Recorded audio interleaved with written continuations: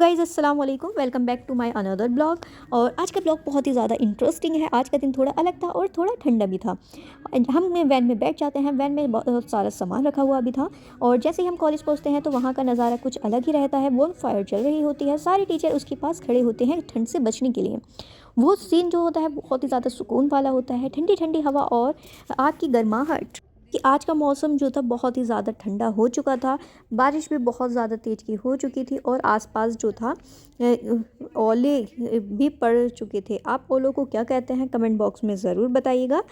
उसी की वजह से जो था बहुत ही ज़्यादा सर्दी हो चुकी थी। और यहाँ पर हम पहुँच जाते हैं अपनी वैन से अपने कॉलेज के अंदर। और वैन के हमें हमारे स्टॉप पर उतार देती है।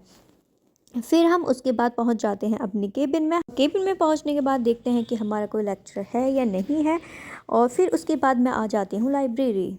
आने के बाद फिर मैं सोचती हूँ कि मैं कुछ बुक्स को पढ़ लेती हूँ। फिर मैं क्योंकि लाइब्रेरी में इतना ज़्यादा शांति का माहौल था तो इतनी शांति में पढ़ना भी अच्छा लगता है। ज़्यादा शोर होता है तो पढ़ने का मन भी नहीं चाहता है। तो फिर मैंने बुक्स निकाली और थोड़ा सा मैं टहली। यहाँ पर लिखा हुआ था कि फार्मासिस्ट के ऊपर थॉट थे। और फिर मैं यहाँ पर थोड़ा पढ़ने का भी मन नहीं चाह रहा था। फिर मैं यहाँ पर सब तरफ देखने लगती हूँ आसपास का व्यू कि किधर क्या चल रहा है। और मौसम भी बहुत ही ज़्यादा अच्छा हो रहा था। गर्मी भी नहीं हो रही थी, सर्दी भी नहीं हो रही थी। अभी कुछ बच्चे जो होते हैं वो लाइब्रेरी में आ जाते हैं और धीरे धीरे बातें शुरू हो जाती हैं। देखते ही देखते लाइब्रेरी का माहौल जो होता है वो बदल जाता है। और यहाँ पर मैं आ जाती हूँ अपनी केबिन में। फिर उसके बाद आ जाती हूँ मैं सर की केबिन में। यहाँ पर आकर मैं बातें करने लगती हूँ और जो काम था वो मैंने कंप्लीट किया। और ऐसी बातें करते हुए टाइम का पता ही नहीं चला कब सुबह से शाम हो गई, यानी कि छुट्टी का टाइम हो गया। फिर आ जाते हैं हम अपने स्टॉप पर वैन से। हमारी वैन जो होती है हमें हमारे स्टॉप पर उतार देती है। फिर और वैन में से उतरने के बाद हमारा मन जो होता है वो अचानक से चेंज हो जाता है। हम सोचते हैं क्यों ना कुछ आज अच्छा खाया जाए या पिया जाए।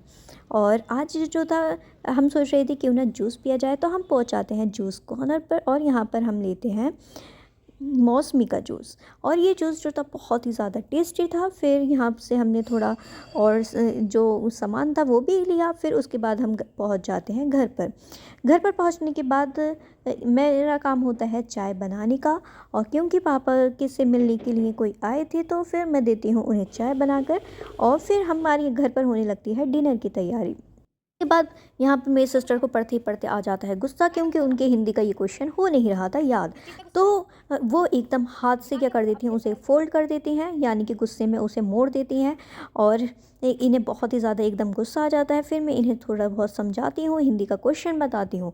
और फिर यहाँ पर ये मैं देखती हूँ कि मेरी कबर्ड इतनी ज़्यादा गंदी हो चुकी है। ये मेरे हिजाब जो थे ये इसमें रख दिए थे और ये एक पता नहीं कैसे इसके पीछे पहुंच गया है। और ये जो था ये बंद भी नहीं हो रही है। फिर मैं देखती हूँ कि कोई नहीं, चलो अभी मैं इसको संभालती हूँ। फिर यहाँ हमारे घर पर होने लगती है डिनर की तैयारी। घर पर बनते हैं एग। यहाँ पर ये अच्छे से बॉयल हो चुके थे और इनको अच्छे से इनका छिक्कल हटा देते हैं। फिर इनको करते हैं हम फ्राई करने के बाद हम इसकी जो ग्रेवी होती है, ग्रेवी को में हम जब तक इसको बनाते हैं जब तक ये ऑयल जो होता है वो सेपरेट ना हो जाए।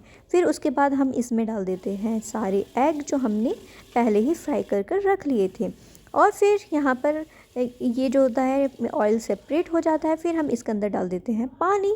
और ये एग जो थे वो अप्पी ने बनाए थे। फिर मेरा काम सिर्फ होता है इन चावल को साफ़ करना, क्योंकि घर में ये चावल जो होता है मैं ही ज़्यादा साफ़ करती हूँ।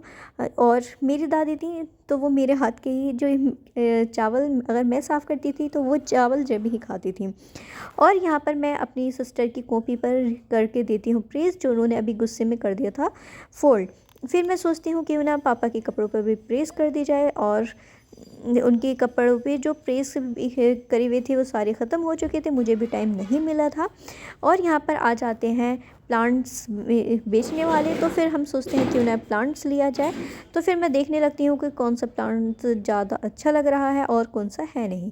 आपको ब्लॉग कैसा लगा तो आप कमेंट बॉक्स में ज़रूर बताइएगा। अगर आपको हमारा ब्लॉग अच्छा लगा हो तो लाइक करें, शेयर करें और कमेंट करना ना भूलें।